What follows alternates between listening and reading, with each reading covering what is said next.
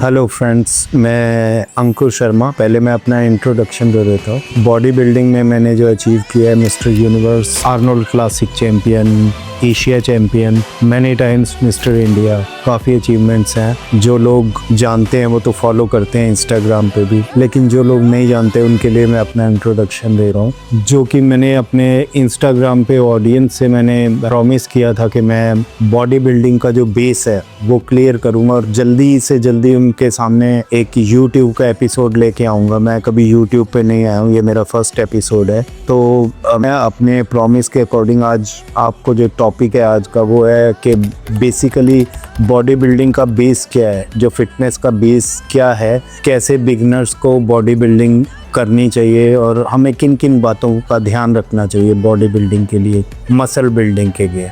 तो दोस्तों, जो फिटनेस है या बॉडी बिल्डिंग है, मैं उनको डिफरेंट तो नहीं मानता, दोनों एक ही चीज़ें हैं। क्योंकि ये बेसिकली हम अगर फिटनेस को या बॉडी बिल्डिंग को मैच करें तो क्या है, बेसिकली ये आपका कमिटमेंट है, आपका डिसिप्लिन है, खाने का, वर्कआउट का, जागने का, रेस्ट करने का, हर चीज़ का डिसिप्लिन है, टाइम की पंक्चुअलिटी है। तो दोनों बेसिकली एक ही हैं। थोड़ा बॉडी बिल्डिंग में फ़र्क क्या आ जाता है कि हम थोड़ा डिफाइन करते हैं मसल को कि जो क्राइटेरिया स्टेज पे जाने के लिए, तो उसको हम एक्सट्रीम पे चले जाते हैं। जैसे मस्कुलर करना बॉडी को, तो उसे कैसे एक्सट्रीम पे ले जाना है, तो वो बॉडी बिल्डिंग हो गया। लेकिन बेस दोनों का सेम है, फिटनेस और बॉडी बिल्डिंग। तो देखिए, जो फिटनेस या बॉडी बिल्डिंग 3 पिलर्स पे खड़ा है। पहला है वर्कआउट, दूसरा आ जाता है हमारी डाइट और तीसरा है रेस्ट। वर्कआउट से हम मसल बिल्डिंग, मसल को ट्रेन करते हैं। During that workout muscle break down होते हैं। उसके बाद जो डाइट है वो हमारा एक तरह का फ्यूल है जो लिफ्टिंग में मदद करता है, मसल बिल्डिंग में मदद करता है, हमारी रिकवरी में मदद करता है। वो डाइट एक बहुत ही इम्पॉर्टेंट पार्ट है इसके लिए।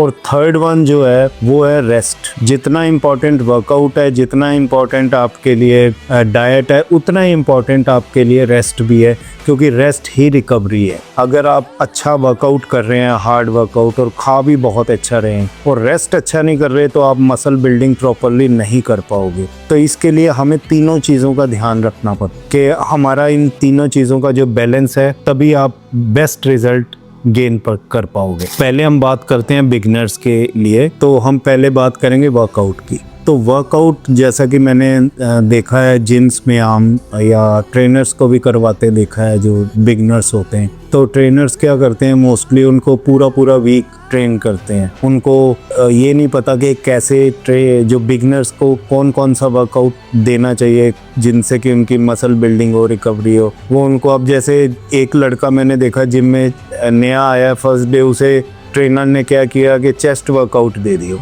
अब अगर उसे 8-10 एक्सरसाइज उसने चेस्ट वर्कआउट की करवा दी तो बिल्कुल मसल इतना ब्रेक डाउन हो जाएगा कि रिकवर ही नहीं कर पाएगा कई दिनों के लिए और इंजरी अलग हो जाएगी। तो वो एक रॉन्ग मेथड है कि आप डिफरेंट टाइप से उसे हिट कर दो एक ही मसल को पहले दिन। वो तरीका ही नहीं है बिगनर्स के लिए। वो एडवांस लेवल के लिए एक अलग चीज़ होगी, लेकिन बिगनर के लिए बिल्कुल ठीक नहीं है। एटलीस्ट मेरे हिसाब से जो एक बिगनर है उसे कम से कम वर्कआउट में 2 या 3 दिन का रेस्ट जरूर होना चाहिए एक वीक में। ये हो गई वर्कआउट की बात। वर्कआउट क्या करना है वो अगले एपिसोड में कवर करूंगा। दूसरी बात आ जाती है हमारे डाइट की। तो आज के टाइम पे जैसे ही बच्चे एंटर करते हैं जिम में, वो सबसे पहले उनका एक ही क्वेश्चन होता है, जी मैं प्रोटीन कौन सा लूं। देखिए, डाइट के 3 पार्ट हैं, प्रोटीन, फैट एंड कार्बोहाइड्रेट। तीनों का अलग अलग रोल है आपकी बॉडी में, अलग अलग काम करते हैं। तो सिर्फ एक ही चीज को प्रेफरेंस देना प्रोटीन को, वो भी गलत है। लोग, अगर किसी ने फैट लॉस करना है तो उसे कहेंगे जी फैट छोड़ दो, वो बिल्कुल ही रॉन्ग है। डाइट के जो 3 पार्ट हैं, इनकी एक रेशो होती है कि कार्बोहाइड्रेट किस रेशो में लेना है, प्रोटीन किस रेशो में, फैट किस रेशो में। ये तीनों ही इम्पोर्टेंट है हमारी डाइट में। तीनों का अलग अलग वर्क है बॉडी में। तो आपने ये तीनों चीज़ें एक बैलेंस डाइट के तरह लेनी है, जिसमें से कोई भी कम या ज़्यादा ना हो। जो जनरल इसकी एक हेल्दी रेशो मानी जाती है, मैं आपको बता देता हूँ। जैसे 5, 3 और 2। 5 जो 5 हिस्से हैं वो कार्बोहाइड्रेट्स के, 3 हिस्से प्रोटीन के और 2 हिस्से जो हैं फैट के। तो ये एक रेशो है। मान लीजिए हम 1000 कैलोरीज की मान लेते हैं हम कि 1000 कैलोरीज बेस पे हम डाइट ले रहे हैं, तो उसमें से 500 कैलोरीज जो हैं वो आपके कार्बोहाइड्रेट से आनी चाहिए, 300 कैलोरीज जो है प्रोटीन से और 200 कैलोरीज जो है फैट से आनी चाहिए। ये एक बैलेंस डाइट मानी जाती है जो आइडियल मानी गई है। तो ये दूसरी चीज़ होगी डाइट के बारे में, जो मैं अभी मोटा मोटा ये सारे टॉपिक में आगे डिटेल में कवर करूँगा। और थर्ड वन आ जाता है रेस्ट का चैप्टर।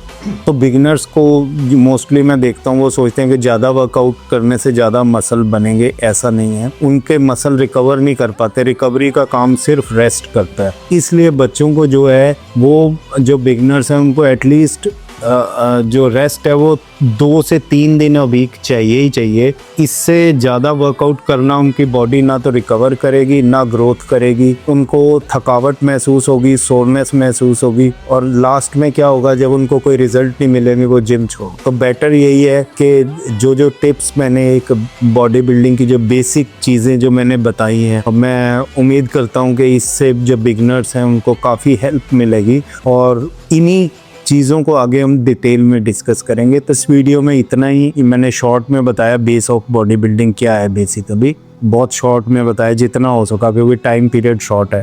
तो जो नेक्स्ट एपिसोड रहेगा हमारा, जो मैं सेकंड एपिसोड लॉन्च करूँगा, वो रहेगा कि वर्कआउट क्या होना चाहिए बिगिनर्स, कौन कौन सी एक्सरसाइज बिगिनर के लिए फ़ायदेमंद है जिनसे वो ग्रोथ कर सकते। तो ये हम अगले एपिसोड में कवर रखा।